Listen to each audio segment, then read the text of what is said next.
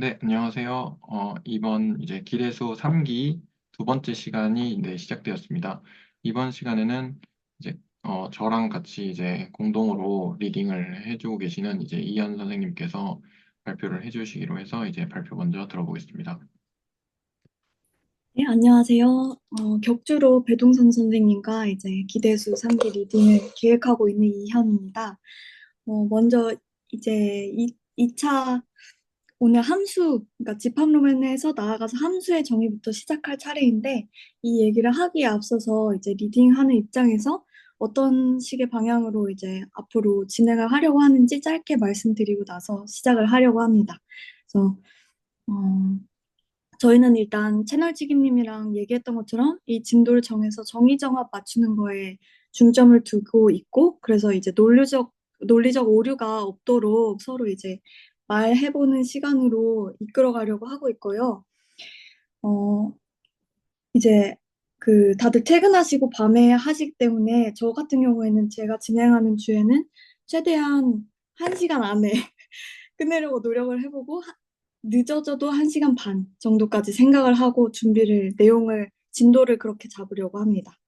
그리고 이제 우리가 모두 함께 이렇게 스터디의 형식으로 이렇게 공부를 하기로 결심한 데에는 단순히 이제 기대수 강의를 보고 공부하는 것과는 다르게 서로 간에 이제 커뮤니케이션에서 배우고 싶어 하는 점들이 있다고 생각해요. 근데 저희가 다 배경이 다양하고 수학적 지식을 가진 정도가 다 되게 다른 멤버들이기 때문에 서로 이제 이 논리적 정합을 맞출 때, 정의 정합을 맞출 때 우리가 지금까지 배운 정의들, 그리고 자명한 논리를 쓰는 게 아니라면, 그러니까 이 외의 내용의 어떤 것들을 가져올 때, 외부에 있는 지식을 가져오거나 어떤 논리들을 가져올 때는 레퍼런스를 항상 같이 얘기를 하고, 최대한 새로운 레퍼런스가 나오는 거에 대한 언급은 짧게 하고 넘어가면 이 계획한 1시간 반 안에 네, 의미 있는 소통을 할 수 있지 않을까 생각합니다. 예를 들어서 저희가 1회차에 이제 집합론에 대해서 쭉 공부를 하다가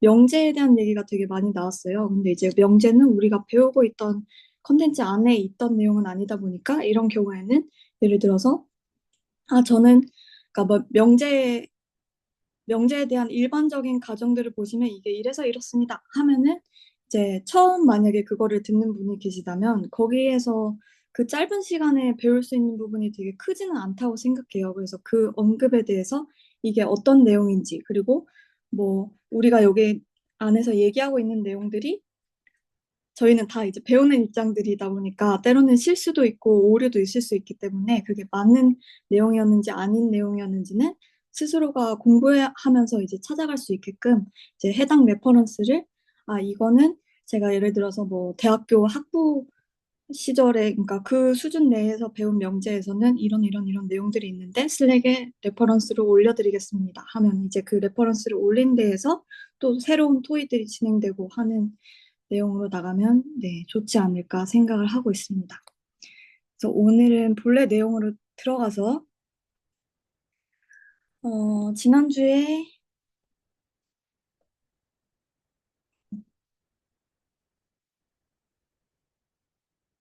제가 이 화면을 내리는 방법을 모르네요. 제가 다른 어플리케이션에서 켜서 했습니다.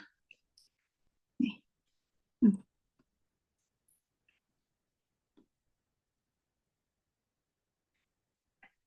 네, 지난주에 여기 함수의 정의 들어가기 전까지 곱집합의 정의까지 같이 했었고 배동성 선생님께서는 이제 엑서사이즈도 다 같이 진행을 해주셨었어요. 그래서 저는 이제 오늘 좀 더 정의 정합을 맞추는 데 주목을 두고 진행을 해보려고 합니다.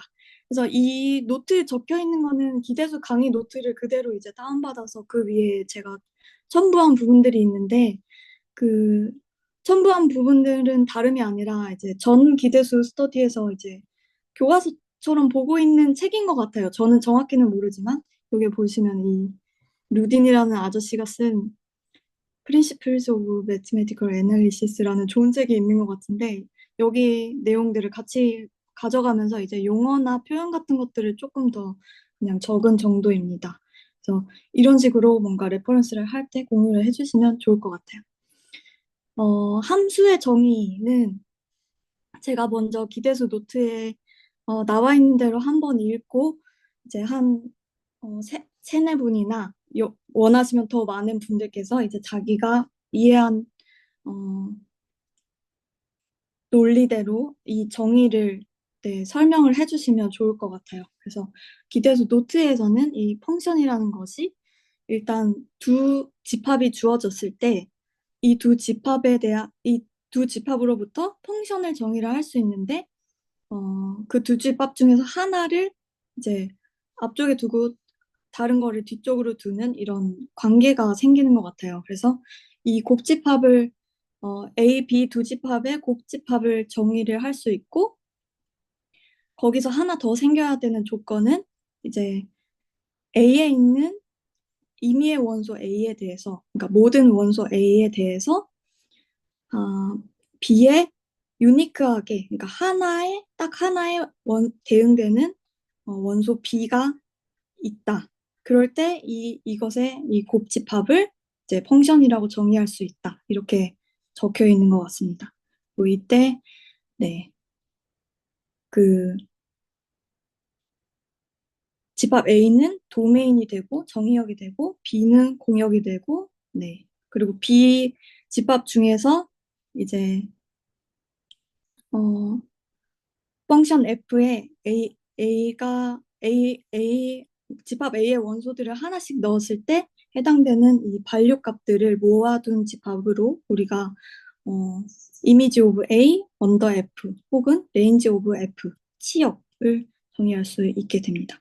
그래서 그 함수의 정의 연습하고 싶으신 분께서 한번 어, 자원하셔서 해보시면 좋을 것 같아요. 해주실 분 계신가요? 저 해보고 싶습니다. 네. 네. 그 A에서 B로의 함수 F는 집합 A와 B의 데카르트 곱의 부분 집합으로서 어, A의 원소가 한 번씩만 들어가는 것이라고 정의할 수 있다고 생각해요. 여기서 F의 정의역이라는 거는 A를 뜻하고 공역은 B를 뜻하고 어, 실제 함수값들의 그 집합을 그 F의 치역이라고 부를 수 있다고 부를 수 있는 것 같아요. 네. 음, 혹시 문제 감사합니다. 제가 잘 못 문제 얘기, 네. 무슨 얘기였나요? 혹시 뭐 틀린 게 좀 있을까 싶어가지고 네. 아니, 잘하신 것 같습니다. 혹시 데카르트 언급하신 부분을 제가 잘 못 들었는데, 그 데카르트 곱이라고 이야기한 거였어요. 데카르트 곱이요? 네. 그 데카르트 곱이 우리가 배운 이 곱집합과 연관이 있는 것인가요? 네. 이 부분? 그게 데카르트 곱이라고 이야기하는 것 같더라고요. 네. 아, 그렇군요. 음, 나중에 슬랙에 하나만 적어주시면 모두에게 도움이 되지 않을까 싶습니다. 네, 알겠습니다. 네, 네. 감사합니다. 또 해보고 싶으신 분 계신가요? 저도 해보겠습니다. 네, 좋습니다. 두 집합 A와 B를 이제 가정을 하고 그 모든 라지 A의 원소 A에 대해서 어, 그 뭐죠? 유니크한 그러니까 그 단 하나의 이제 B에 있는 원소 B가 이제 대응이 돼서 그래서 그 순서상 A, B가 이제 그 A와 B의 곱집합의 부분집합인 SF의 원소가 되면 걔를 이제 함수라고 합니다.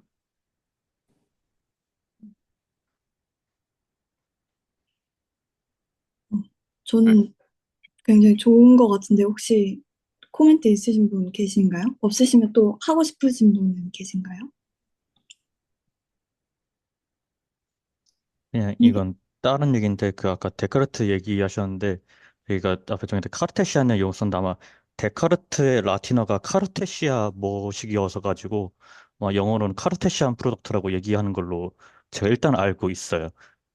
그래서 어, 저희가 뭐 데카르트 곱이라고도 얘기하고 카르테시안 곱이라고도 얘기한다는 걸로 일단 제가 알고 있습니다.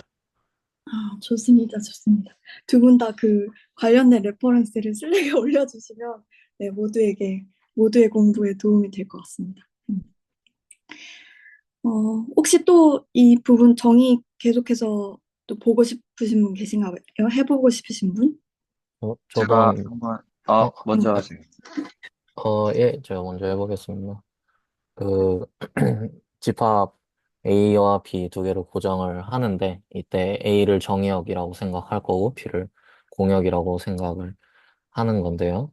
이때, 뭐, A의 원소 하나를 뽑아서 그걸 X라고 하면, 그 X마다 fx라는 것을 일단은 정의할 수가 있다.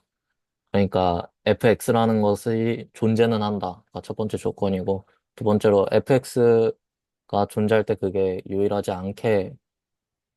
유일하게 존재를 해야 우리가 fx라고 표기할 수도 있고 생각을 할 수도 있다는 게 함수의 어떤 정의 같고요. 그러니까 존재한다와 유일하다 두 개가 중요한 것 같고, 그거를 조금 더 명료하게 표현을 하려면 어떤 A와 B의 곱집합의 원소들의 곱집합의 부분집합으로서의 함수를 생각을 할 건데, 그거는 방금 말한 그 fx가 유일하게 존재해야 된다를 바꿔 말하면, A의 원소들 스몰 a를 하나 잡으면은 그것에 대응하는 B. 그러니까 여기서 대응한다는 건 이제 괄호 치고 A, B 괄호 닫고가 이제 아까 그 어떤 부분집합에 들어가야 한다는 걸로 이제 대응이라고 얘기를 하고, 어쨌든 그런 경우에 어, 대문자 A에서 스몰 a를 하나 뽑았을 때 대문자 B의 원소 스몰 b가 존재해서 하나는 대응이 되고, 근데 두 개까지는 대응이 안 되고 하는 상황을 만족하는 그런 곱집합의 부분집합을 우리가 함수라고 생각을 하고, 그 왼쪽에 곱해진 애를 정의하고 오른쪽에 곱해진 애를 코도메인 공역이라고 합니다. 그리고 어, 어, 저 대문자 A의 원소가 고정이 되었을 때 그 그걸 스몰 a라고 한다면 그 스몰 a에서의 대응되는 b가 있을 텐데, 그것을 f의 어떤 값, f의 a에서의 값이라고 부르고 fa라고 표기를 한다는 거고요. 그러한 fa들을 가능한 애들을 모두 다 모으면 치역이라고 레인지라고 부를 수 있습니다. 네. 감사합니다. 혹시 저는 좋았던 것 같은데 혹시 코멘트 있으신 분 있으시면 해주시고 아니면 다음 분께서 해주시면 좋겠습니다. 제가 정의 한번 얘기해 봐도 될까요? 네네네. 네. 어, 도메인이라고 불리는 집합 A와 코도메인이라 불리는 집합 B가 존재할 때 그 A, B의 곱집합의 부분집합으로서 함수를 정의하는데, 도메인에 있는 모든 원소 A에 대해서 코도메인에 있는 어떠한 원소 B가 존재해서 그 A, B라는 순서상이란 그 원소를 반드시 가지고 있어야지 그 F를 함수라고 부릅니다. 제 생각엔 여기서 함수를 집합으로 정의를 했다는 게 좀 의미 있는 것 같아요. 음, 네, 이상입니다. 네, 감사합니다. 어, 방금 함수를 집합으로 정의한 게 되게 의미 있는 것 같다고 하셨는데, 저도 같은 생각이고, 그래서 좀 이 함수의 정의 자체를 좀 더 음미해 보기 위해서 제가 질문을 몇 가지를 준비를 해봤어요. 그래서 이거를 같이 얘기를 해보면서 정의의 정합을 좀 맞춰보면 좋을 것 같습니다. 먼저 생각하시기에 함수는 집합인가요? 이미 답이 말씀하시긴 하셨지만, 네. 저희가 지금까지 배운 정의들만 사용해서 얘기하면 좋을 것 같습니다. 함수는 집합일까요? 일단 제가 생각할 때는 이제 그 곱집합으로 정의를 했잖아요. 네, 그래서 그 뭐죠? SF의 원소들을 모아놓은 거니까 어쨌든 걔도 집합이잖아요. 그리고 걔가 이제 네. 곱집합의 부분집합이기도 하고 그래서 이제 집합으로 네 되는 것 같습니다. 그리고 집합 거기 그 영상에서 보면 이제 그 집합밖에 모르니까 집합으로 정의한다라고 이제 말씀을 하셨는데 저도 그 부분이 좀 네, 동감이 되더라고요. 왜냐하면 함수를 하기 전에 가장 처음 이야기를 한 게 집합이었는데 그거 말고는 이제 아는 게 없으니까 그걸로 이제 정의를 해야 되겠다라는 생각이 좀 네, 들었습니다. 근데 저 어, 궁금한 게 있는데 네. 집합으로 정의할 수도 있는 건가요? 아니면 함수가 집합인 건가요? 그러니까 어, 함수를 다른 방식으로 정의할 수도 있는데 그중에 하나가 집합으로 정의하는 방식인 건가요? 아니면은 어, 함수 자체가 원래 그냥 집합인 건가요? 뭔가 굉장히 좋은 질문인 것 같아요. 혹시 함수를 집합 외에 다른 방법으로 정의하는 법을 아시는 분 계시면 말해주시면 좋겠습니다. 만약에 안 계시면 저희 다 같이 한번 찾아보고 슬랙에서 또 얘기를 이어가 봐요. 제 생각에는 집합이어야 할 것 같거든요.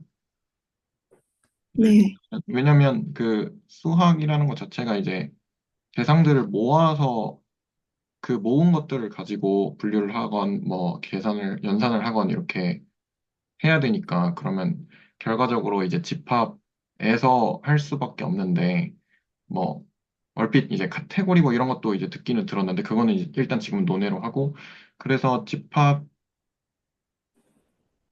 이제 다루는 대상이 없으니까 함수도 집합이어야 되지 않나라는 생각이 들었습니다. 음, 네, 좋습니다. 네, 그래서 일단 저희 저, 네네. 네. 저도 그 질문에 대해서 제가 생각하는 바를 좀 말씀을 드리면, 네. 일단 역사적으로 저 집합이라는 개념이 나온 지가 별로 안 됐거든요. 뭐 한 200년 됐나 하는 걸로 아는데, 음, 함수라는 거는 당장의 미적분이라는 게 이제 16세기에도 있었던 걸로 알려져 있잖아요. 그러니까 함수라는 거는 사실 집합보다 훨씬 더 오래된 개념이고, 어, 그러니까 개념으로 있었어요. 정의가 되었다기보다는 함수라는 개념이 있었고 대응된다. 우리가 뭐 중학교 때 처음 배우잖아요. 함수의 그 어떤 기계 같은 그림 이미지를 통해서 그런 것처럼 개념은 원래 있었는데 이제 뭐 사실 저 딱히 집합을 정의하지 않아도 함수가 뭔지 알았으니까 그렇게 쭉 가다가 이제 조금 더 엄밀하게 쌓아 올리고 싶다. 그러면 어디로부터 이제 쌓아 올리기 시작할까를 고민하다가 집합론이 나왔다고 저는 생각을 하고 그런 면에서 이제 함수를 집합으로만 정의할 수 있느냐 하면은 뭐 당연히 아닐 거라고 생각을 하는 게 뭐 정의는 그냥 누구든지 만들 수 있으니까. 예, 그러니까 뭐 다른 걸 또 의미 있는 정의가 뭘까를 고민하는 건 또 좋은 질문이겠지만 그냥 다른 게 있냐라고 하면 무조건 있다고 생각을 하고요. 근데 사실 저는 들어본 적은 딱히 없고, 왜냐하면 음, 저희가 지금 공부하는 이런 어떤 이 시대의 이런 수준에서는 표준적으로, 그러니까 열이면 열한테 물어보면 함수의 정의는 이거지라고는 똑같이, 그러니까 집합으로서 정의하지라고 대답이 나올 거라고는 생각을 합니다. 그래서 함수를 집합으로만 정의할 수 있는 건 아닌데, 애초에 그런 질문보다는 뭐 집합 말고 다른 표현이 의미가 있을까? 좀 더 중요한 질문이고, 그리고 대부분은 함수를 집합으로써 보는데, 또 실제로 그 다음 내용을 가다 보면 딱히 집합으로 안 봐도 뭐 무한하다라고 보시면 될 것 같고, 그냥 집합으로 출발했으니까, 함수도 그리고 집합으로 정의했으니까, 함수에는 문제가 없다. 그냥 이 정도 느낌이지 않을까 싶습니다. 네. 굉장히 재밌네요. 저도 이 첫 번째 질문을 적으면서 함수의 정의를 찾아봤는데 정의가 좀 바뀌어 왔더라고요. 역사를 거치면서 그게 굉장히 신기하기도 하고 정의라기보다는 사람들이 뭐 어떤 거를 지칭하면서 쓰는지가 하다가 방금 네. 유연서 선생님께서 말씀해 주셨듯이 집합 그러니까 정의를 제대로 쌓는 게 얼마 되지 않았다는 것이 굉장히 흥미롭네요. 네.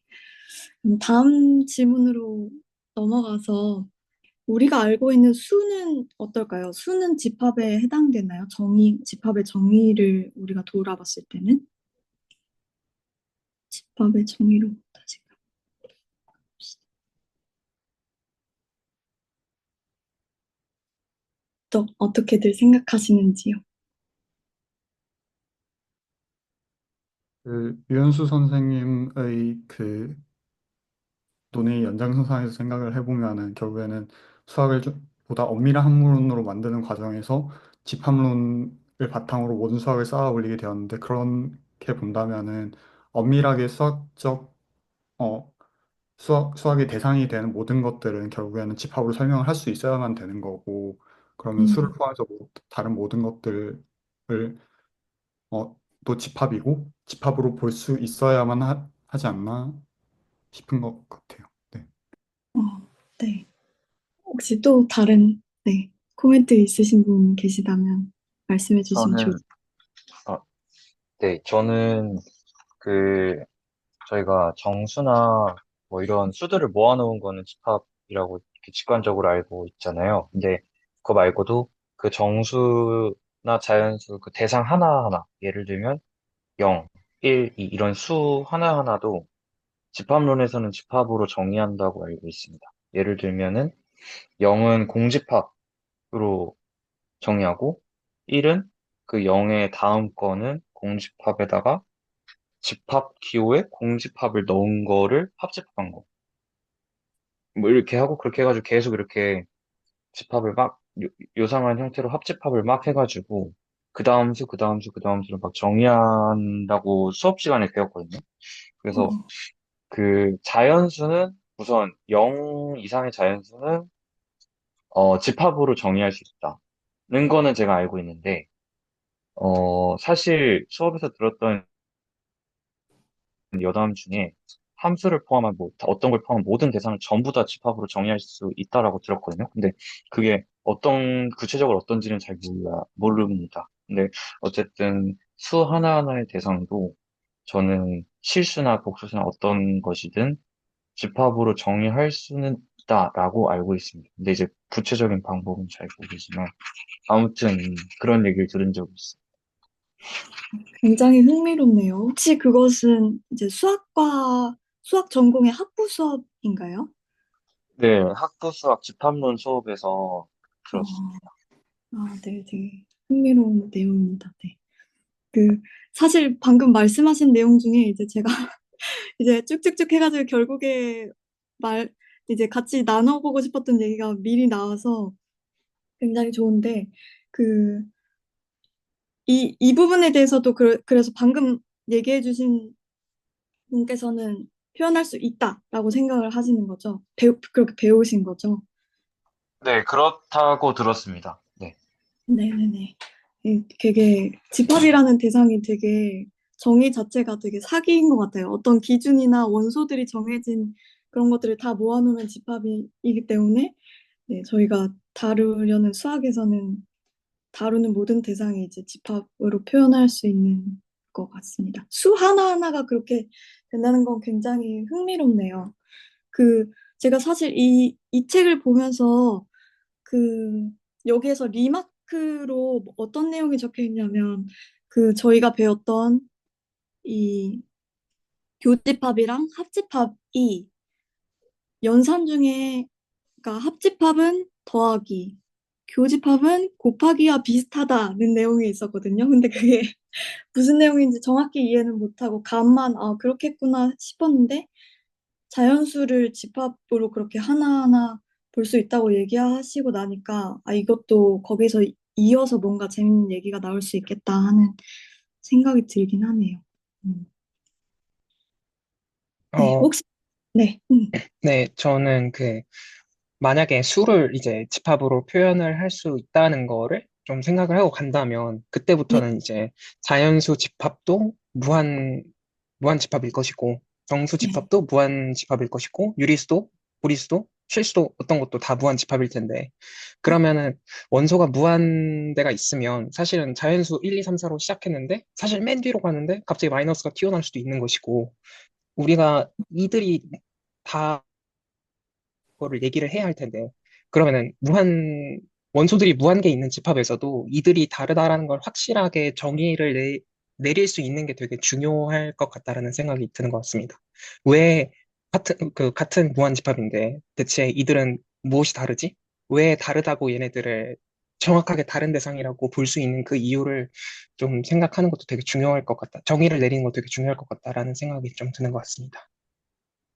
네, 굉장히 좋은 인사이트인 것 같아요. 저희가 집합을 표현할 때 방식을, 그래서 원소를 다 나열하는 방식도 배우고, 뭐 벤 다이어그램도 배웠지만, 이렇게 조건을 제시하는 것도 굉장히 중요한 표현 방식으로 배웠는데, 네, 말씀하신 거에 굉장히 또 그런 인사이트가 녹아 있는 것 같습니다. 네.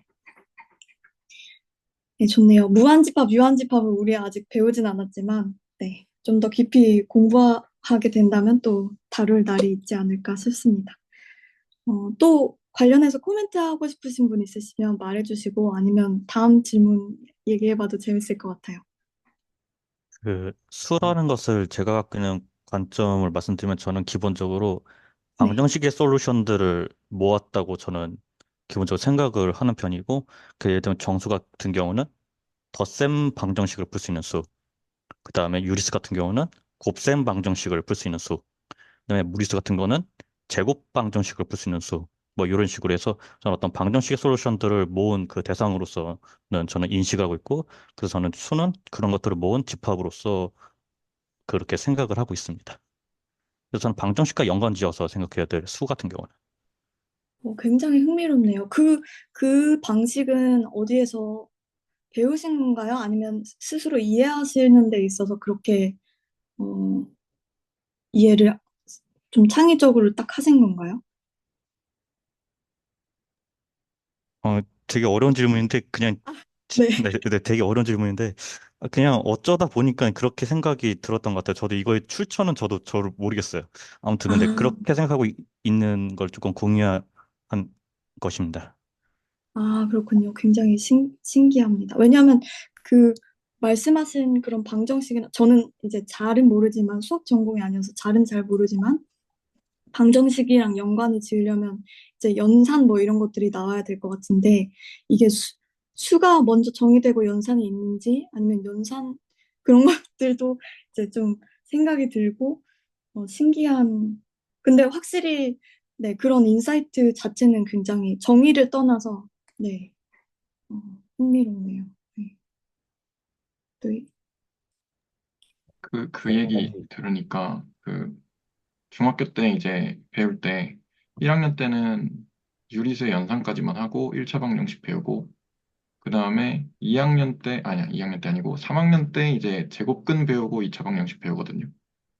그 음, 이유가 그러니까 제곱 뭐죠?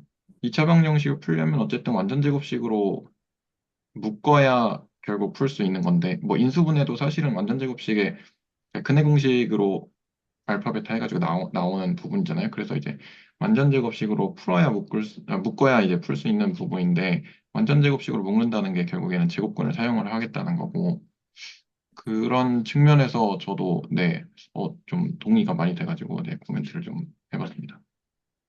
그러면은 용현 선생님의 생각은 그러니까 용현 선생님과 배동성 선생님의 생각은 방정식의 해를 찾아가는 과정에서 수 체계 자체가 확장이 되어 왔기 때문에 수를 방정식과 연관시켜서 생각을 하신다고 봐도 되는 걸까요? 네네. 당장 허수 같은 경우에도 저희가 실수해서 제곱해서 음수가 튀어나오지 않으니까 그렇다고 그 방정식을 그냥 가만히 내비둘 수는 없잖아요. 그래서 뭐라도 정의를 해가지고 그래서 복소수 체계가 그렇게 확장되어 가는 걸로 저는 그런 식으로 수를 인식을 하고 있어요. 방정식과 대비해가지고. 저 혹시 질문 하나 될까요? 지유용량 선생님께. 그, 그럼요. 예, 궁금한 게 정수를 정의하기 위해서 어떤 방정식을 해결했을 때 솔루션을 모아놓은 걸 정수라고 정의한다고 하셨는데, 그러면 정수를 정의하기 이전에 그 방정식을 구성하는 요소들도 어떠한 수들일 텐데, 그럼 거기에는 정수가 있으면 안 되잖아요. 그러니까 왜냐하면 저희 정수를 아직 정리하기 전이니까. 그럼 그거 예를 들면 무슨 방정식 같은 게 있을까요? 그러니까 일단 음수라는 개념은 자연스럽게 생각할 수밖에 없는데 그건 되게 자연수로만 가지고 있다고 하면 x 더하기 1은 0이라는 방정식을 생각했을 때 자연스럽게 음수 개념이 나와야 되지 않을까요, 이거는? 그러니까 그럼 저희가 거기, 일단 네. 문자가 있는 게 먼저 있는 건 아니에요. 확실히 저희가 계산이 먼저 있긴 해요. 뭐를 계산해서 뭐가 나왔다. 근데 저희가 그거를 점점 문자를 대체하면서 대수학이 발전했고 그 과정에서 이제 정선한 개념이 그런 식으로 약간 잘 매치되도록 그렇게 확장해 나간 거죠. 그러니까 애초에 수가 먼저 있는 거긴 맞아. 먼저 있는 건 맞아요. 문자가 먼저 어, 있는 건 아니죠. 아, 그 말씀 하시니까 제가 연산의 정의를 이거 이번 주 공부하면서 찾아봤는데 연산의 정의가 어떤 수랑 어떤 수를 어떤 수랑 어떤 수를 이제 해서 연산을 해서 새로운 수를 만들어내는 과정을 연산이라 한다 하더라고요. 그 말씀하신 대로 수가 먼저 있고 이 연산을 하려다 보니까 뭐가 없어서 여기에 새 수를 만드는 그런 연산을 뭐 만든다든지 뭐 이런 어, 어떻게 될 수 있겠다 하는 생각은 드네요. 재밌네요. 네, 그 방정식에 관한 얘기는 저도 들으면서 되게 재밌었는데, 어, 뭐랄까, 이렇게 생각하시면 될 것 같아요. 수를 정의할 때 방정식이 나오는 게 아니고, 이제 수라는 것은 우리 가슴 속에 있었고요. 옛날부터. 우리가 태어날 때부터, 뭐 사과는 한 개다, 두 개다 하면서 수라는 개념은 생겨났고, 뭐 유리수나, 뭐 심지어 뭐 아기 보고 허수를 생각하겠냐, 걔가 자연스럽게 하면은, 그게 이상하니까 뭐 허수란 이름이 붙였겠지만은, 뭐 저는 어느 정도 뭐 생각할 수 있다고 생각합니다. 허수든 뭐 사원수든 뭐 어떻게 됐든 모든 수는 우리 가슴 속에 있는 거야, 원래. 근데 이제 그거를 어떻게 찾아 나갔냐? 왜 저 사람은 가슴 속에 저런 수 체계를 가지고 있을까? 하면 그 사람은 방정식을 풀고 싶었다라고 대답이 좀 나올 수 있다는 거고, 막상 정의는 어떻게 하냐 하면, 보통은 집합으로 하려고 하겠죠. 예. 음, 재밌네요. 아이고, 재밌네요. 네, 좋습니다. 그럼 다음 질문으로 또 넘어가서 또 다른 세상으로 넘어가서 이제 기하학적인 대상들은 또 어떻게 생각하시나요? 점선, 면, 뭐 도형이나 공간 이런 대상들도 집합일까요? 저희 물론 이미 다 집합이라고 결론을 내려두긴 했지만 어떤 면에서 어떤 정의로부터 이제 집합이 된다고 생각하시는지 그런 것들을 나눠주시면 좋을 것 같습니다. 저 한 가지 말씀드려도 될까요? 네, 그럼요. 그 기하학적 대상들 앞에서 조금 그런 얘기인데, 그 우리가 앞으로 배울 모든 수학적 대상들을 집합으로 표현할 수 있느냐에 대해서 수학적 대상이 무엇인지를 조금 생각을 해보는 게 좋을 것 같은 게, 그 예를 들면은 그 유명한 이야기 중에서 그 이발사의 역설이라고 해서, 뭐 어떤 동네에 이발사가 있는데 그 이발사는 이제 자기 스스로 머리를 깎지 못하는 사람들의 머리를 깎아주는 되게 착한 이발사예요. 그러면은 그 이발사는 자기 머리는 깎을 수 있겠느냐라고 했으면은, 이발사는 머리를 깎을 수 있는 사람이니까 자기 머리를 깎을 수 있지라고 생각하면은, 이발사는 자기 머리를 깎지 못하는 사람들만 머리를 깎아주기 때문에 깎을 수가 없고, 깎을 수 없다고 생각하면은 깎을 수 없는 사람의 머리를 깎아줘야 되니까 자기 머리를 또 깎아줘야 되는 어떤 그런 모순적인 상황이 생기게 되는데, 어떤 그런 것들을 이제 집합으로서 표현을 하기가 조금 쉽지 않은 그런 것으로 알고 있는데, 그렇다고 하면은 우리는 이 이발사의 역설 같은 상황은 수학적 대상이 아니냐라고 말하면은 좀 약간 순환 논증이 되지 않을까라는 생각이 좀 들어가지고, 수학적 대상을 집합으로 표현할 수 있는 것이 아니라, 그렇게 되면은 집합으로 표현할 수 있는 것들만 수학적 대상으로 인식을 하게 되느냐라는 게 조금, 어떤 게 먼저냐, 수학적 대상이라는 것 자체가 어떤 게 무엇이지라는 그런 의문이 좀 들어가지고, 음, 어떤 기하학적 대상들에 대한 것도 그 집합으로 나누냐 마냐를 하는 것도 이 수학적 대상이 무엇이냐를 좀 명확히 하는 것이 중요하지 않을까라는 생각이 좀 들었습니다. 음, 네, 굉장히 재미있는 또 질문이네요. 혹시 코멘트하고 싶으신 분 계신가요? 제 생각에 이 얘기를 하면 뭐 하루 날밤을 까야 될 것 같기 때문에 그거는 조금 네 여기서 넘어가는 게 좋지 않나 네 저는 이렇게 생각을 하거든요. 일단은 네, 네, 좋습니다. 네. 이발사의 역설같이 이런 파라독스들이 수학적 대상에 들어가는지는 저는 궁금하긴 하네요. 한번 나중에 네, 찾아보고 또 슬랙에서 더 같이 얘기해봐요. 네. 기하학적 대상들은 반면에 어떤 정의들이 명확하게 조건으로 제시돼 있으니까 집합이라고 볼 수 있지 않을까. 예, 개인적으로는 그렇게 보고 있습니다. 집합의 정의에 따라서요. 그래서 이걸 만약에 집합으로 본다면 이제 도형이나 공간을 구획하는 이제 도형이나 공간 안에서 이제 어떤 부분을 나누는 것도 집합으로 표현할 수 있지 않을까 하는 질문을 했는데 혹시 관련돼서 재밌는 코멘트 있으신 분들은 말해주시면 좋을 것 같아요.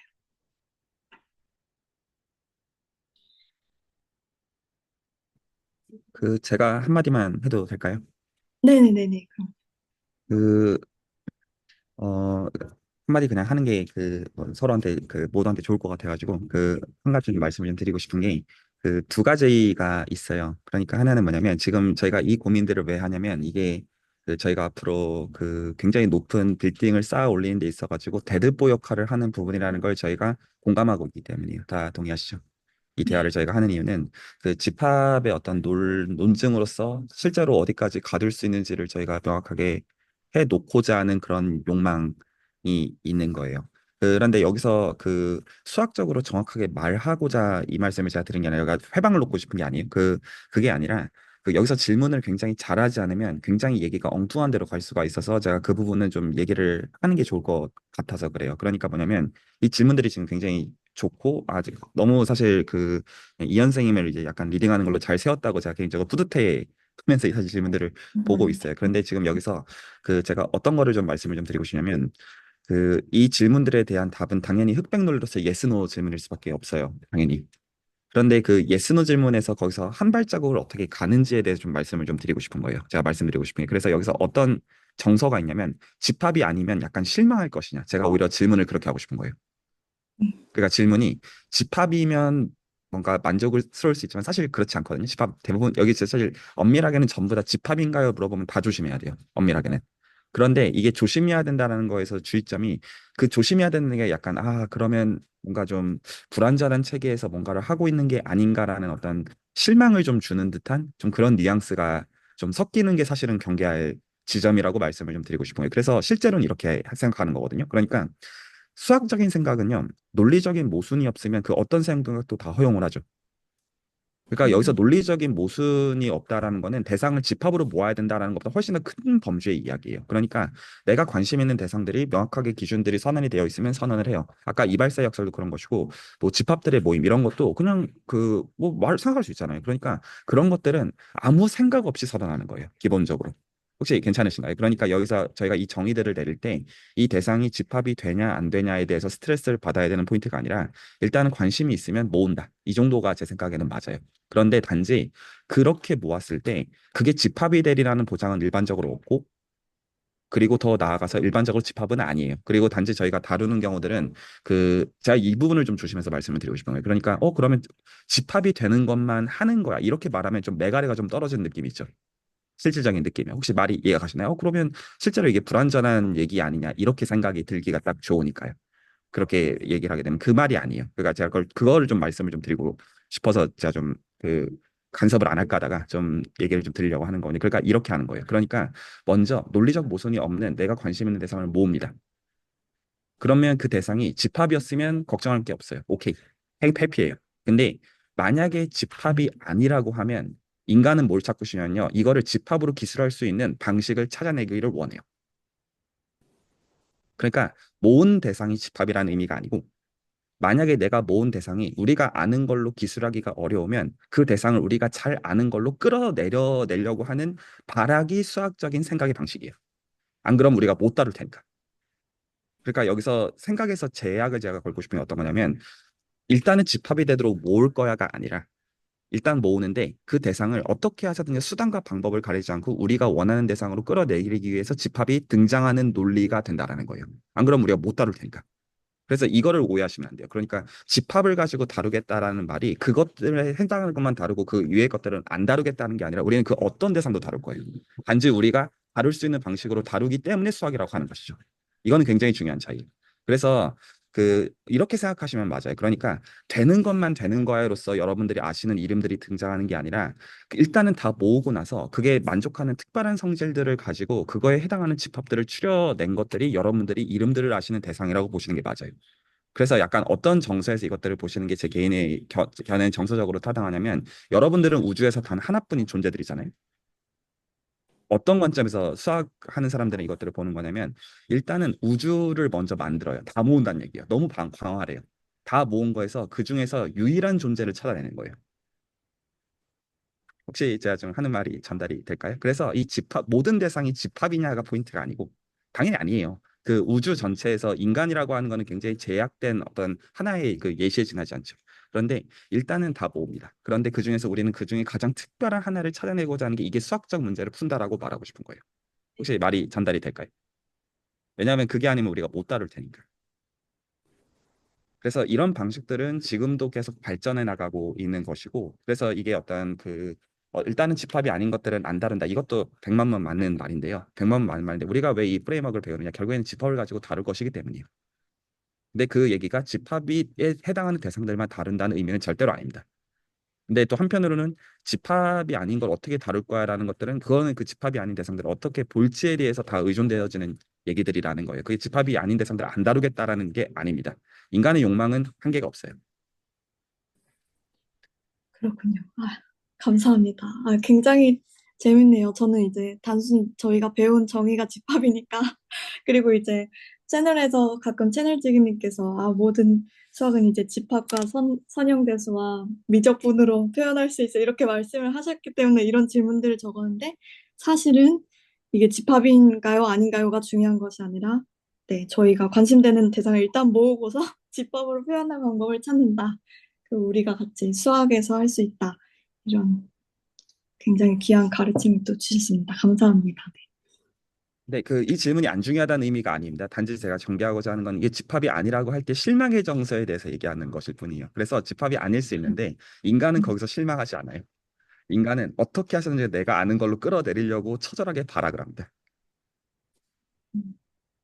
근데 저 궁금한 게 있는데요. 그 집합으로 표현할 방법을 찾는다는 게 아까 전에 이태호 선생님이 말씀하셨던 것처럼 그 어떤 자연수를 하나 0을 공집합으로 생각하고 1을 어떤 집합으로 생각하고 그런 식으로 점선 면들을 하나의 집합으로서 정의한다 뭐 그런 의미일까요? 그 제가 답을 두 가지로 나누어서 드릴게요. 그러니까 수학적으로 이 답을 정확하게 알고자 하시면 어느 쪽 공부를 하시면 되냐면요. 현재 채널에서 진행되는 대수학의 아름다움을 따라오 가시면 이 답을 아실 수 있어요. 일단 지식적으로는 이걸 나중에 범주론을 이용한 어떤 모듈라이 문제, 어떤 이런 얘기들을 저희가 나중에 할 거라서 채널에서 기본적으로 이 기대수 스터디들 하신 다음에 열려 있어요. 그래서 그건 일단 지식적으로 말씀드리고 싶고 이런 거라고 생각하시면 직관적으로 정확한데 저희가 예를 들어서 UFO를 잘 모른다고 가정을 해볼게요. 그러니까 어떤 미지에서 온 어떤 대상이 있는데 그걸 잘 모른다고 해봐요. 그러면 인간은 어떤 식으로 치사하게 생각을 하냐면 UFO랑 비슷한 거를 먼저 내가 친숙하게 아는 거를 찾아요. 그러면 차는 좀 안다고 생각하는 거예요. 자동차는 좀 알아. 이런 느낌으로 받아들이면 자동차에서 그러면 뭐를 저희가 컨트롤하려고 하냐면 그 열쇠, 키만 있으면 키를 돌리고 돌리면 그 자동차를 컨트롤할 수 있다고 하는 그 대상을 찾으려는 거예요. 그러면 UFO라는 우리가 잘 모르는 대상도 이것도 UFO를 시동하는 키가 있을 거야. 이런 식으로 생각하고 싶은 거예요. 그래서 여기서 그 집합을 가지고 다룬다라고 하는 거는 UFO가 집합이라는 뜻도 아니고 자동차가 집합이라는 뜻도 아닌데 그것들의 핵심에 해당하는 것들을 다루는 그 중간 과정에 있어서는 우리가 아는 걸로 떨어뜨려야지만 다를 수가 있잖아요. 그래서 우리가 실제로 자동차 전체의 어떤 메커니즘에 대해서는 이해하지 못하지만 단순하게 우리가 컨트롤해야 되는 것들을 알므로써 자동차를 우리가 컨트롤 해내는 그 이치처럼 그리고 그 이치가 적어도 UFO에도 똑같이 적용될 거라고 우리가 믿고자 하는 것처럼 그런 논리들을 찾아내고자 하는 생각의 방식들을 찾고자 한다는 것이죠. 물론 거기서 더 나아가서 UFO라는 거의 메커니즘까지 알면 금상첨화겠지만 하나씩 해나가는 거라고 보는 게 맞겠죠. 그러면은 중국적으로는 어떤 기획이 성공을 한다면은 우리가 표현하지 못했던 것들에 대해 접근하는 방식이 뭔가 성공한다 이걸 집합으로 표현하거나 아니면은 기존의 집합으로를 기초로 생각하던 이 방식을 좀 더 고차원적으로 생각할 수 있는 다른 방식을 찾게 되는 그런 방향으로 나갈 수도 이 두 가지 방식이 있다고 볼 수 있을까요? 두 가지 방식은 지금 말씀하신 거는 타당한 선이겠지만 기본적으로 논리적 모순이 없으면 저희는 그 어떤 생각의 방식도 욕망상 제약하지 않을 것이고요. 저는 이렇게 얘기하는 걸 좋아해요. 내가 지금 보는 대상이 왜 특별하냐, 이 우주 전체에서. 그거를 보고자 하는 거예요. 내가 지금 보는 집합, 예를 들어 자연수 집합, 뭐 예를 들어서 여기서 지금 언급이 되어 있는 것들이 왜 특별한 대상이냐 이거죠. 물론 정의가 되니까 하는 것인데. 그리고 더 나아가서 약간 이 철학적 항의들은 나라는 대상이 어떤 점에서 유니크하고 스페셜한 것이 이런 거예요. 그래서 어떻게 보면 단순한 것들이잖아요, 전부 다. 어떻게 본다면. 근데 그 단순한 게 트리비얼하다는 의미가 아니라는 게 이게 어떻게 파생되어지는 거라고 우리가 인지할 수가 있겠느냐라는 그 인지의 수학적 방식에 대한 질문. 그리고 그 질문의 방식들은 당연히 우리가 제약을 걸지 않습니다. 수학적으로 말만 되면 돼요. 그래서 제가 이 제약이 집합이 되는 것만 다룰 거야로 얘기가 갈까 봐 경계한 거예요. 음. 일단 집합이 되는 것만 아니에요. 저희는 그 경계를 벗어날 거예요. 적극적으로 오히려. 저희는 우주 전체를 이해하고 싶거든요.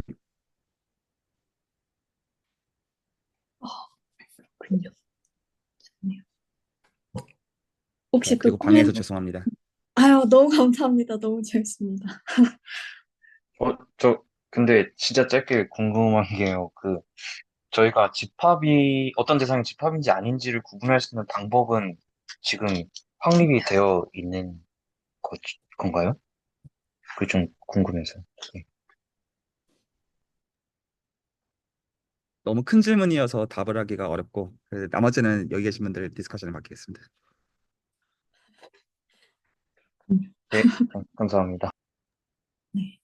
일단은 지금까지는 저 소 같은 거는 집합으로 생각할 수 있다. 뭐 계약적 대상은 생각할 수 있다. 뭐이 정도로 받아들이시면 어떨까 싶습니다.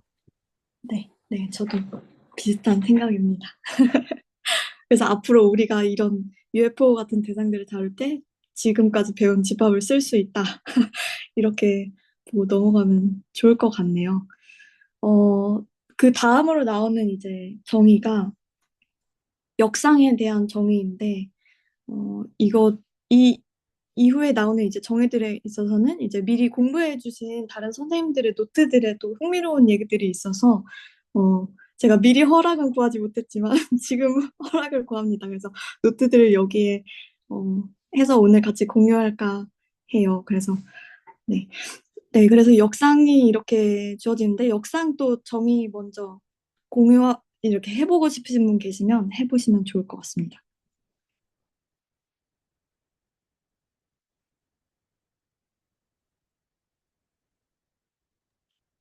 어, 만약에 없으시면 네, 해주세요. 네, 제가 한번 해보겠습니다. 음, 함수가 A에서 B로 대응되는 이제 함수 F가 있고, 어, 어떤 집합 A의 원소인 A에 대하여 그 FA를 B라고 했을 때, 어,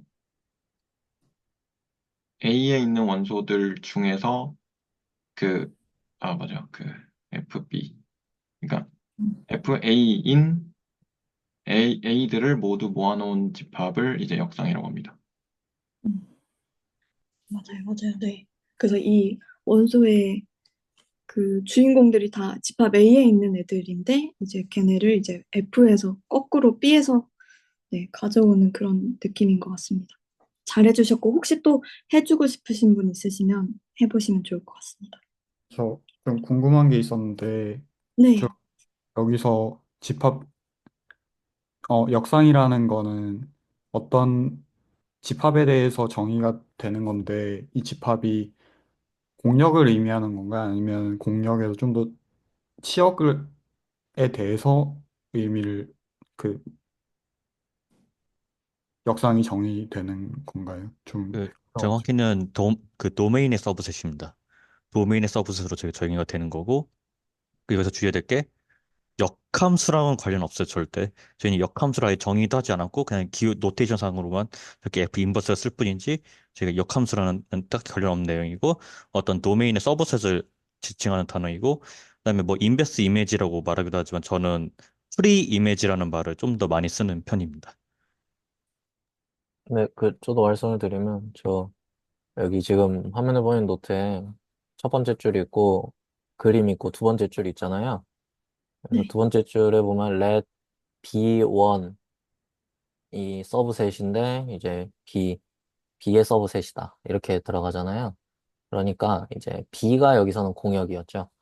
그러니까 B의 어떤 서브셋 B1을 잡았을 때 그 B1에 대해서 이제 방금 지윤 선생님이 말씀해 주셨듯이 A의 부분집합인 F 인버스 B1이라는 것이 정의가 된다는 거고요.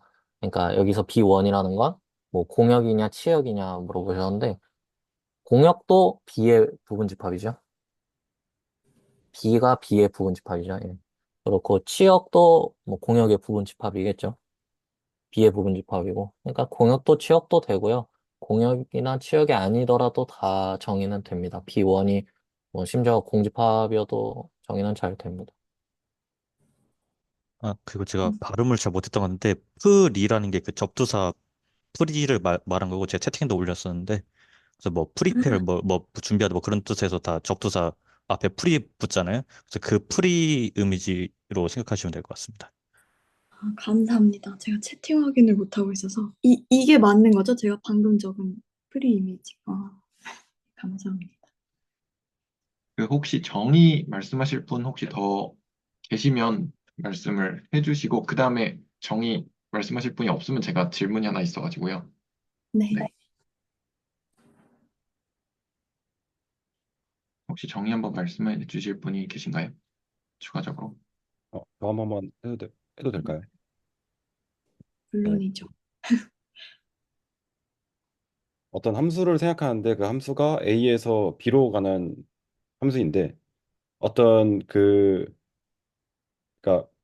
B에 있는 어떤 부분집합에 대하여 그러니까 공역상에 있는 부분집합이겠죠. 그런 부분집합에 대해서 B의 인버스를 이제 정의를 할 건데 그 정의가 어떻게 되냐면 그 우리가 fx에서 그러니까 정의역 안에 들어있는 원소에 대하여 f 그 원소가 이제 우리가 잡았던 B1이라는 부분집합 안에 들어가면은 그 인버스 안에 들어가겠다라는 식으로 그 A 안에 들어있는 부분집합을 그 명확한 기준에 의해서 분류할 수가 있는 거죠. 그리고 그 집합들을 다 모은 것을 우리가 F 인버스 B1이라고 말을 할 수가 있다. 어, 혹시 제 말이 틀린 뭔가가 있을까요? 다 잘 해주신 것 같아요. 제가 보기에는 그, 말씀하시면서, 어, B의 인버스 약간 이런 느낌으로 제가 들었는데, 그것만 F의 인버스로 하시면 다 괜찮은 것 같습니다. 네, 안 보고 하기가 어려서 그냥 말씀하시면서 그렇게 말하신 것 같고, 실제로 개념은 당연히 F의 인버스로 가지고 계신 것 같아요. 그래서 괜찮은 것 같습니다. 혹시 또 코멘트 하실 분 계시다면 해주시고 아니면 네, 배동성 선생님 질문해 주시면 좋겠습니다. 혹시 뭐 추가적으로 안 계시면 네, 제가 질문을 여기 밑에 이제 그 제 노트인데요. 저런 식으로 돼서 만약에 B1을 그 뭐죠? 매칭이 안 되는 애들로 이제 뽑았을 때 그러면 인버스는 그냥 공집합이라고 되나요? 네, 이걸 그러니까 원소가 없으니까 공집합이겠죠, 그냥. 네, 이게 되게 좋은 질문이었는데 그 제가 같이 봤던 그 PMA 레퍼런스 북에 이렇게 적혀 있더라고요.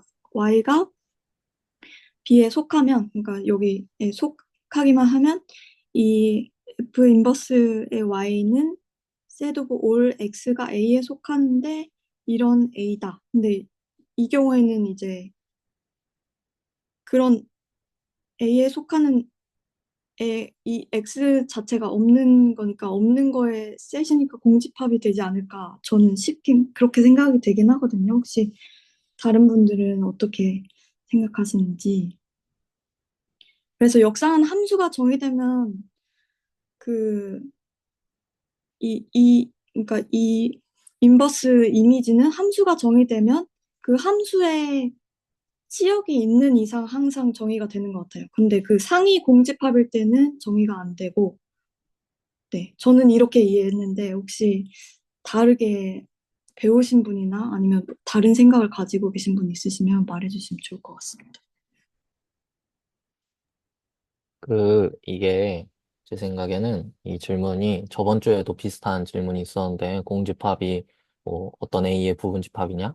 이제 이런 부분에서 조금 조심을 하셔야 될 건 각각의 명제들을 물론 이해하려고 노력하는 건 좋은데 그러니까 각각의 의미가 무엇인지 따지면서 이 정의가 어떤 의미일까를 따지면서 그 의미로 명제의 참거짓을 판단하려고 하면은 이제 조금 어려워질 때도 많거든요. 그러니까 이거를 의미로 설명하기보다 저는 사실은 이게 정의 수준의 질문이잖아요. 역상을 네. 지금 B1을 정의했는데 B1이 이거고 F가 이거일 때 역상은 어떻게 됩니까? 이거는 정의 수준의 질문이기 때문에 정의를 보셔서 해결을 하는 게 맞다고 생각을 하거든요. 여기 노트 위쪽에 보시면은 표현이 이제 저게 역상의 저 표현 정의가 있잖아요. 그래서 뭐 A에 들어가는 x들 중에 fx가 B1에 들어가는 그러한 x들을 모으자. 그랬는데 이제 그러면 이제 배동성 선생님께서 이제 주신 그런 상황에서 f와 A와 B에 대해서 저 f 인버스 B1의 정의 저걸 그대로 있는 그대로 써보면은 그게 어떻게 나올지가 사실 생각 없이도 보인다고 생각하거든요. 예, 뭐 어떻게 표현하는 거지? 예. 그러니까 이게 뭐 사실은 근데 다 맞는 말인데 뭐 저런 x를 모으자 근데 x가 없으니까 공집합이다. 이게 정확한 말이긴 한데 그러니까 그 이거를 모든 명제에 대해서 이런 식으로 접근하려고 하면 조금 어려워진다는 거예요. 저 예, 정의가 사실은 이게 이렇게 표현은 돼 있는데, 이게 조금 애매한 표현이긴 하고, 좀 더 명제를 정확히 할 수 있거든요. 사실은 우리가 F라는 거를 방금 SF로 표기는 했지만, 어쨌든 A 곱하기 B의 부분집합으로 정의를 했잖아요. 근데 그래 놓고 지금 그 곱집합의 부분집합으로 지금 아무것도 쓰지 않고 명제를 막 증명하려고 하고 있죠. 그러니까 이거 자체가 조금 엄밀하지 않게 가고 있는 거고, 사실은 이거를 조금 더 엄밀하게 적으려면, 어, x들을 모으는데 A에서, A 곱하기 B의 원소들을 생각하면 x, y들이겠죠?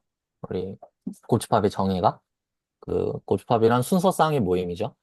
예, 그래서 그러면은 어떤 함수, 그러니까 y는 fx가 된다는 거는 이 x, y가 그 함수 f 안에 들어간다. 뭐 우리의 노테이션을 따르면 sf에 들어간다. 라고 생각을 할 수가 있죠. 네, 그래서 이 역상의 정의는 사실 A에서 x들을 모으는데 x, y가 f에 들어가도록 하는. 근데 이제 여기서 y는 어디서 오냐? y는 B1에서 와야 되는 거죠. 그래서 좀 더 제가 정확한 명제를 드리자면 there exists y in B1 such that x, y in F 라고 이 역상의 정의를 쓰셔야 하고요. 그러니까 여기 역상의 정의는 사실 우리가 하는 질문들을 뭐라 해야 돼? 그냥 엄밀하게 쓰지 않아 있는 거예요, 이거는. 그래서 이제 뭐 제가 말로만 이렇게 하면 좀 어떻게 좀 노트를 공유해서 그러니까 이게 정의에 대해서 우리가 정합을 이야기하는데 이런 정의가 지금 좀 한계가 있게 쓰여져 있습니다. 있는 거거든요. 예. 네네. 한번 제가 잘 따라가지 못해서 필기를 제대로 못해가지고 노트로 짧게 적어서 올려주시면 좋을 것 같아요, 슬랙에. 네, 그러면 큰 도움이 될 것 같긴 합니다. 그 말씀하신 그 곱집합으로 여기가 정의되어 더 엄밀하다는 거는 이해가 가네요. 네. 혹시 지금 화면 공유 제가 해서 잠깐만 저거 헤드 보여드려도 될까요? 이게 그거는 배동성 선생님께서 녹화를 하고 계셔서 그게 예. 화면, 가능할까요? 화면 공유는 이한 네. 선생님이 공유를 하셔서 이한 선생님이 화면 공유를 끄시고요. 아, 네. 제가 그러면 거부했습니다. 아마 유연수 선생님이 화면 공유를 하실 수 있을 거예요. 네, 중지해 보겠습니다. 제가 잠깐만 한번 보여드려 볼게요. 네. 여기, 아, 에어플레이.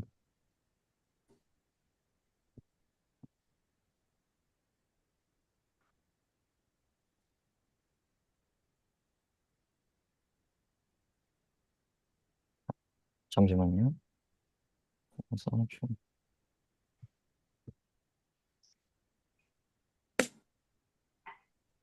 화면이 지금 네, 나오고 있나요, 여기? 네, 공유가 네, 잘 됐습니다. 보입니다. 예, 지금 우리가 함수의 정의를 a, b를 셋이라고 하자고 했고, 이제 f인데 지금은 sf라고 표기한 걸 이제 곱집합의 부분집합들이라고 정의를 하자고 했어요. 이것도 제가 이렇게 할게요.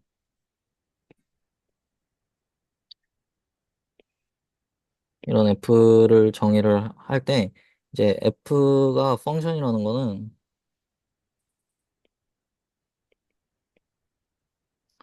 물론 뭐 a에서 b까지겠죠? 잠깐만 복습을 할게요. 뭐 네, a 모든 a에 대해서 제가 지금 양화사를 안 달았으니까 말로 하자면 모든 이제 a의 원소 a에 대해서 존재하고 근데 또 이게 유니크하게 존재한다는 거죠. 응, 유니크 유니클리 이건가? 예, 음, 잘 모르겠네. b가 존재해서 뭐냐면 b에 들어가는 놈인데 a, b가 우리 sf라고 쓸게요. sf라는 놈에 들어갈 때 펑션이라고 한다라고 했죠. 그래서 네, 요것처럼 우리가 역상 인버스 이미지를 정의를 하려면 세팅은 비슷하게 하고요. 뭔가? 음, A에서 B로 가는 펑션은 이렇게 표기하기로 했죠. 했을 때 또 B1을 어떤 B의 부분집합이라고 했을 때 우리 좀 크게 쓸게요. F의 인버스 이미지라는 게 어떤 X들의 모임인데 어, 있는 거예요. There exists Y가 존재하는데 어디 있냐면 B1에 존재하겠죠. 원래 그 정의도 생각을 해보면 fx가 B1에 존재한다를 만족하는 x들을 모으는 거였잖아요. 원래 썼던 정의가. 근데 네, 이걸 정확히 하면 B1에 어떤 Y가 존재해서 이놈이 fx로 표현이 된다. 이걸 반대로 말하면 x, y가 f에 들어간다. 라고 써야 되는 거예요. 그러니까 요게 정의거든요. 그러니까 중요한 건 there exist라는 말이 포함돼 있어야 된다는 거예요. 그러면은 원래 질문이 사실 대강 이런 상황이었죠. A가 B가 있고 뭐 1, 2랑 1, 2라고 할 때 1이 1로 가고 2가 2로 가는데 이제 우리가 B1을 이 치역 밖에서 잡으면 어떻게 되느냐 뭐 이런 질문이었죠. 이게 F일 네, 때. 맞나요? 배동 선생님 질문하신 부분이 요 예제랑도 잘 맞을까요? 네네네, 맞습니다. 네, 그랬을 때 F1에 B1을 우리가 이게 뭔지 잘 모르겠다잖아요. 그러면 우리 수학적 대상이 뭔지 모를 때는 물론 좀 어려워지면 무슨 의미일까 고민하겠지만 이건 정의 수준의 질문이기 때문에 그냥 쓰는 거예요. 있는 그대로. A는 1,2라는 집합이죠. 그리고 있는 그대로 써볼게요, 정말. 어, 이게 아니라 이렇게 써야지. 응. 우리가 이렇게 쓰게 될 건데 여기서 B1이라는 게 2만 가지고 있는 이 요식이가 되는 거고 이 아래는 x, y가 이제 f에 들어가야 된다가 되는 거예요. 근데 뭐 이렇게까지는 이제 저 채널지기 선생님도 안 설명해 주셔서 맞나 싶긴 한데 이때 이 f라는 펑션이 어떻게 정의되는 거냐면 a 곱하기 b의 곱집합의 부분집합이잖아요. 그러니까 여기서 A랑 B는 둘 다 1,2죠. 제가 똑같은 걸로 잡았죠. 그러니까 1,2의 부분집합 중에서 1은 1로 보내고 2는 1로 보내고 하는 이 두 개의 대응 관계를 넣어놓은, 죄송합니다. 저희 고양이들이 좀 예, 시끄럽게 하는데, 어쨌든 F라는 걸 이렇게 생각을 하자는 거거든요. 그러면은 이 역상의 정의를 다시 생각해 보면 일단은 1이나 2 중 하나여야 돼요. 이 원소가. 근데 어떤 여기 안에 들어가는 y가 있어야 된다. 그러니까 2가 다음을 만족해야 된다인 거죠. x, 2가 f에 들어가야 된다. 이때 f는 뭐냐? 1,1하고 2,1을 원소로 갖는 집합. 여기에 들어가야 된다잖아요. 여기까지 되나요? 좀 빠르게 네네네. 했나? 아니요, 네, 잘. 네. 이게 네. 정의만 그냥 약간 뇌 빼고 기계처럼 하는 거예요, 저는 지금. 근데 음, 보면은 지금 x, 2라는 거는 특히 여기서 x가 1하고 2밖에 될 수 없는데, 말하자면 1,2나 2,2는 이 오른쪽 집합, 그러니까 여기 f죠, 지금. f라는 음, 집합이 들어갈 수가 없잖아요. 음, 말하자면 사실 어렵게 말하고 있는 건데, 그냥 y는 fx라는 그 대응 관계에서 나타날 수가 없다는 거죠, 이거는. 그러니까 여기 자체의 명제가 지금 false이기 때문에, false? 사실 요게 false라기보다는 이 뒤쪽이랑 요 명제랑 지금 합쳤을 때 false인 거죠. and를 했을 때.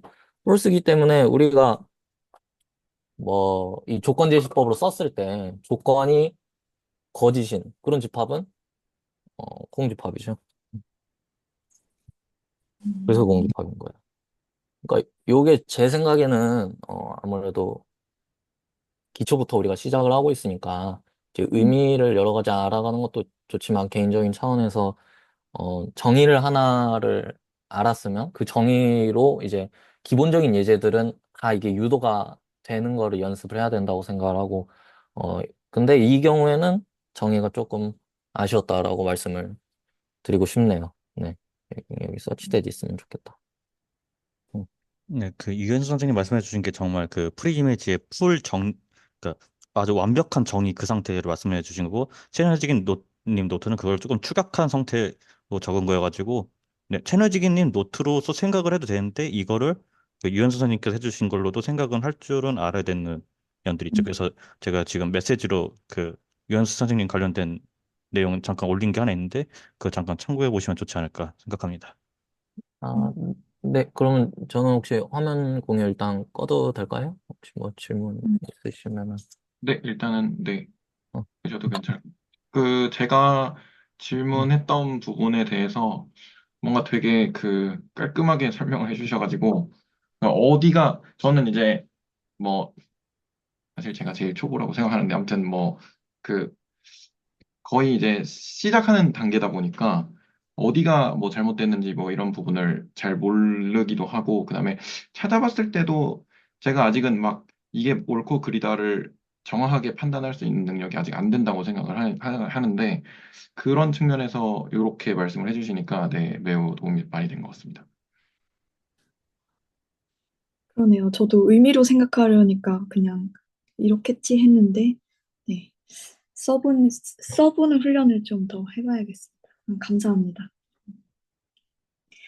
그럼 다시 화면 공유를 하고, 이제 거의 끝났는데요.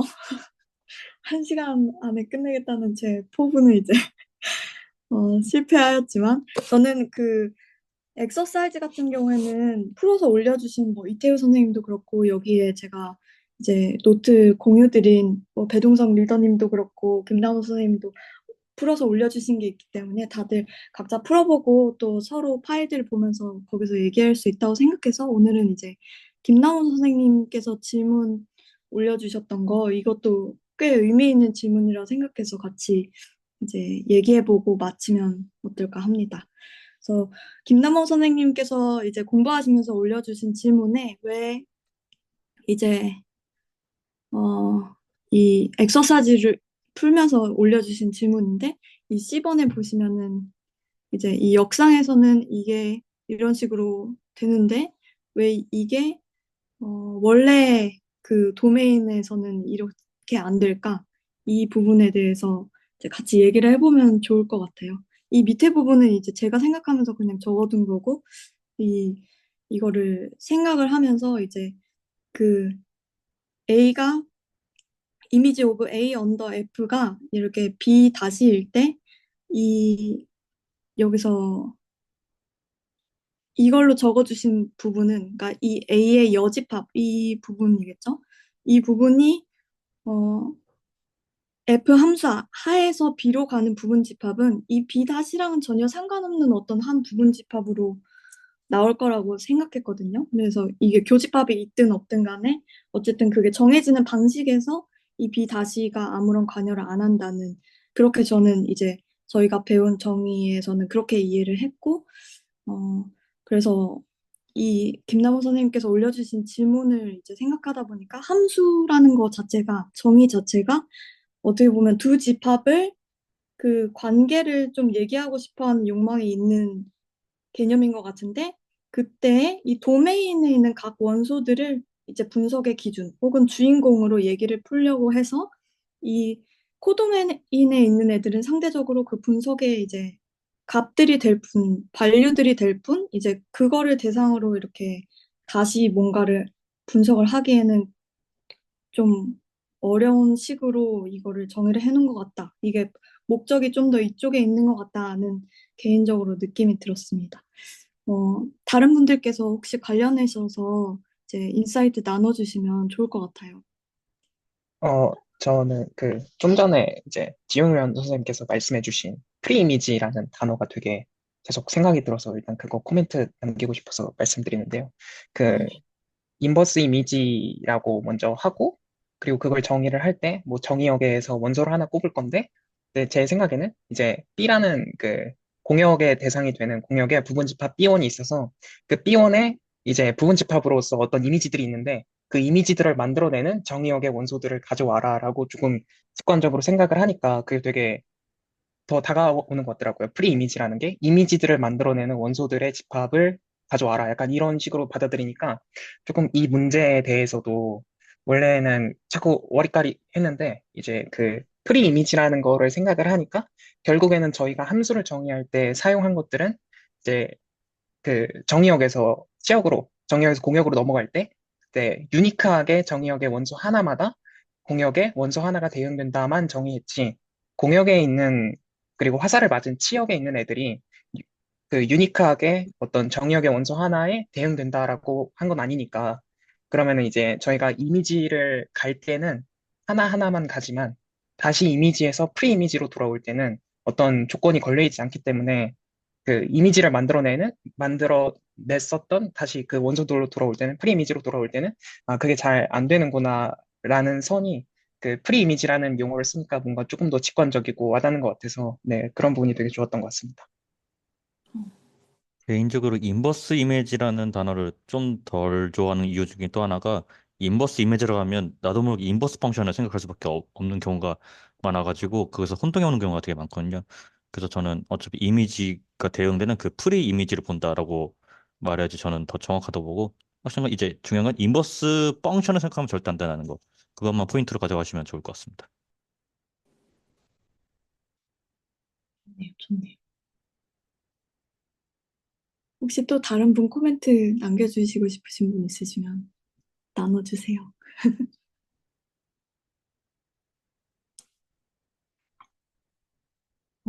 없으시면 오늘 저는 굉장히 덕분에 모든 팀원분들 덕분에 되게 재밌는 스터디가 된 것 같은데 네, 마무리 지으면 어떨까 합니다. 아까 전에, 음. 어,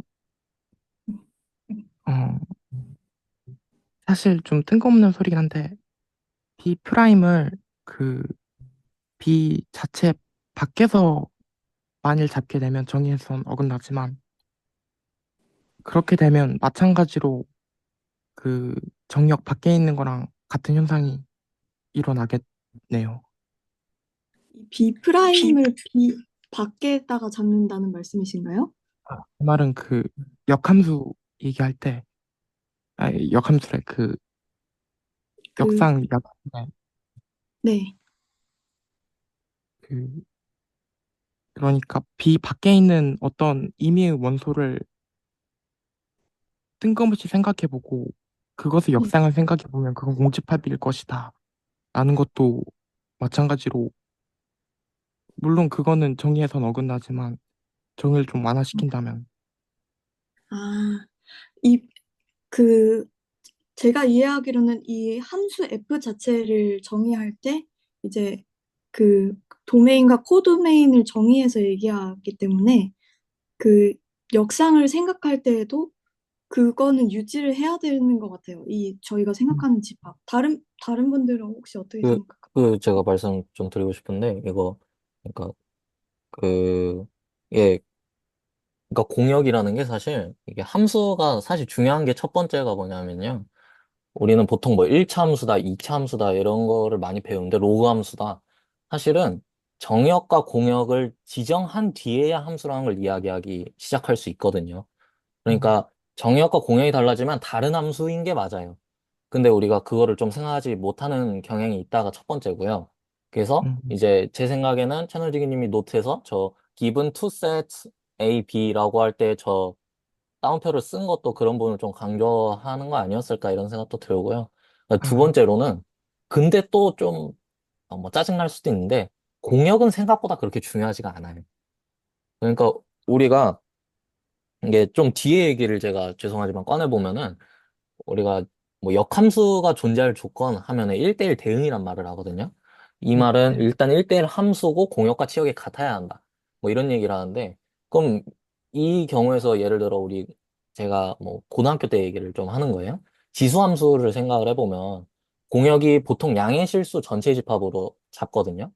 네, 아, 다시 말해. 그러니까 고등학교 때는 정역이나 공역이나 보통 실수 전체 집합으로 생각을 하잖아요. 네, 그럼 이 상황에서 지수함수는 1대1 함수는 돼요.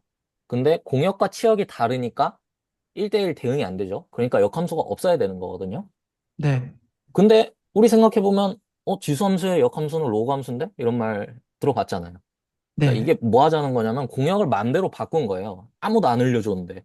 어. 음, 음, 교과서가 이거는 잘못한 거고. 근데 어쨌든 함수를 생각할 때 함수의 공역을 조금 더 확장하는 거는 크게 문제가 없어요. 어차피 우리는 이 함수라는 대응 관계 자체는 치역 안에서만 결정이 되기 때문에 사실 그 응, 교과서에도 응. 요구함수를 정의할 때 네. 그 정역을 양수로 잡았을 때라고 어쩌고저쩌고 적혀 있었어요.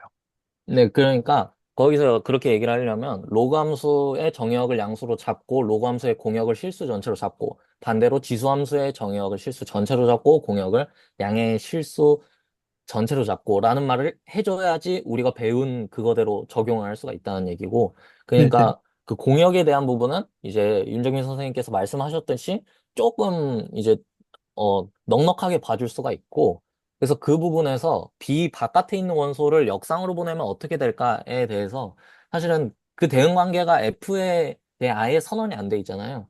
근데 네, 그걸 그냥 공역을, 그러니까 이게 뭐라 해야 될까? 정의상 되는 건 아닌데, 정의를 좀 넉넉하게 해보자고요. 정말 말씀하신 대로. 그러면은 실제로는 그렇게 생각할 수 있다라고 저는 생각을 합니다. 공역은 느렸다 줄였다 충분히 할 수 있고, 물론 함부로 잘못 줄이면은 정보가 손실될 수도 있는데, 늘린다고 해서 정보가 크게 손실되진 않거든요. 그런 음, 면에서 B 바깥에 뭐 B 프라임을 B보다 큰 걸로 잡고, 물론 그 원소들이 뭐 이상하게 대응이 안 되고 아예 뭐 그쪽으로는 대응이 안 된다라는 가정은 있어야겠죠.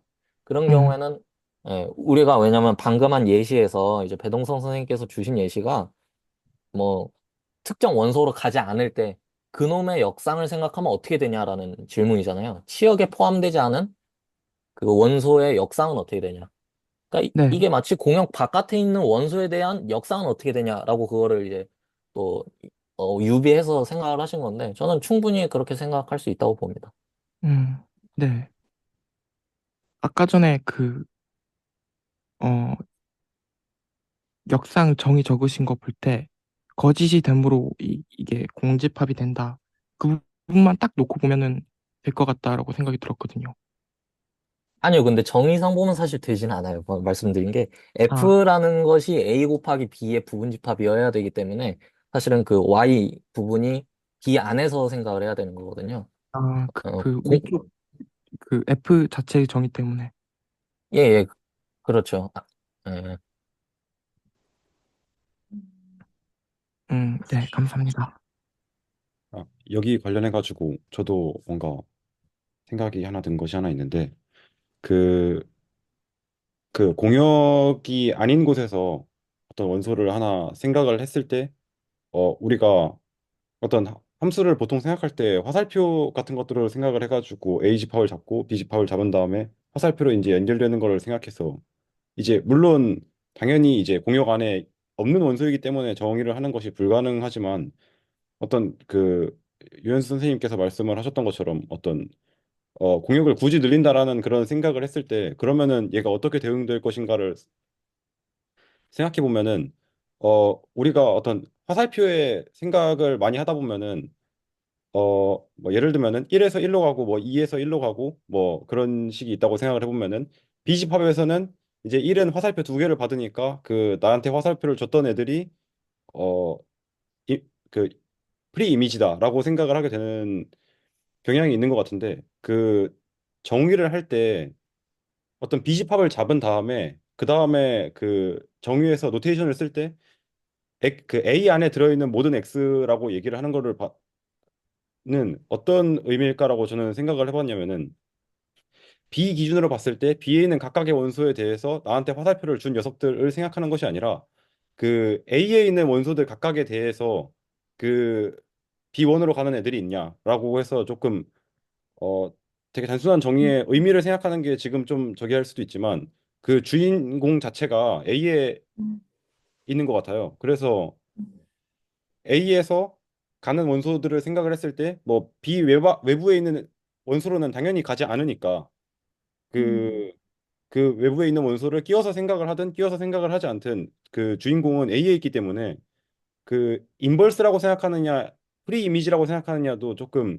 그런 단어에서 음, 오는 관점의 차이가, B의 인버스로 생각하느냐 A에서 가는 프리 이미지로 생각하느냐의 어떤 차이가 있는 것 같아서, 그 관점을 A에서 가는 것으로 생각을 해서 그런 프리 이미지나 인버스를 생각을 하는 게 좋지 않을까라는 어떤 정의상으로도 그렇고 그런 생각이 좀 음, 들었습니다. 음. 그러니까 A의 도메인의 이 원소를 주인공으로 해서 본다면 굳이 이 밖에 있는 애를 얘기하더라도 정의를 좀 넓게 보아서 이게 그냥 공집합이다 이렇게 표현할 수 있지 않을까라는 말씀이시죠? 두 분의 말씀이 제가 이해 잘 한 게 맞는지. 예, 네, 예, 저는 그렇게 말씀했습니다. 예, 네. 근데 제가 또 갑자기 우려가 돼가지고 좀 더 말씀을 드리면, 제가 네. 윤정희 선생님께서 한 말이 무슨 말일까 좀 고민을 하다가 아 이거구나 해가지고 제가 말씀 좀 드린 거긴 한데, 사실은 정의상으로는 그렇게 생각을 할 수 없는 게 맞고요. 일단 우리가 정합을 맞추자는 이야기를 하고 있으니까 함수의 정의 그리고 뭐 역상의 정의는 정합이 맞춰졌다고 생각을 하거든요. 그 상황에서 이제 B 프라임을 B보다 크게 하면 어떻게 될까라고 질문을 하시면은, 사실 정의상 말이 안 된다밖에 할 수가 없는 거예요. 그러니까 이거를 어떻게 좀 수학적으로 상대가 이해할 수 있게 할까를 생각을 해보면, 저는 사실 함수 하나로 질문은 하기보다는 뭐 다른 함수 g를 줘가지고 그 g의 공역을 좀 더 큰 걸로 잡고, f의 공역보다 그 다음에 뭐 그 G의 restriction을 F랑 똑같이 하고 뭐 이런 식으로 조금 더 이게 정리가 필요한 질문인 것 같고, 그래서 사실은 이 어떤 진도 상황에서 제가 이 부분을 막 길게 설명을 한 부분은 좀 괜히 혼란을 좀 일으킬 수도 있겠다라는 생각이 좀 들고요. 그러니까 그렇게 중요한 내용, 제가 함부로 이런 내용 말은 못하는데, 일단 우리가 배운 걸로 얘기하기는 조금 어려운 내용 같아요. 네, 네. 그럴 것 같습니다. 저희 기대수가 이렇게 1년 넘게 오래 하는 걸 목표로 큰 원대한 계획을 가지고 가고 있으니까 다 같이 정합을 맞춰가면서 이제 같이 얘기하는 것들이 어떤 말을 하는 건지 정확하게 서로가 이해하는, 네, 하기 위해서 지금 공부를 하고 있다고 보시면 될 것 같습니다. 네. 따로 코멘트 하고 싶으신 분이 더 계시지 않으면 오늘 마무리하는 게 어떨까 싶은데 배동성 선생님께서 또 네, 리더로서 말씀해 주시고 마무리하면 좋지 않을까 싶습니다. 아, 네네. 뭐, 일단은 그러면 혹시 또 추가적인 코멘트나 이런 게 있으시면, 어, 발언을 해주시고요. 아니면 뭐, 일단은 공유를 먼저 뭐 중지해 주시겠어요? 네, 아이고, 네, 맞습니다. 고요. 그리고 별다른 다른 뭐 추가적인 코멘트가 없으면 여기까지 일단 녹화는 여기까지 하는 걸로 하도록 하겠습니다.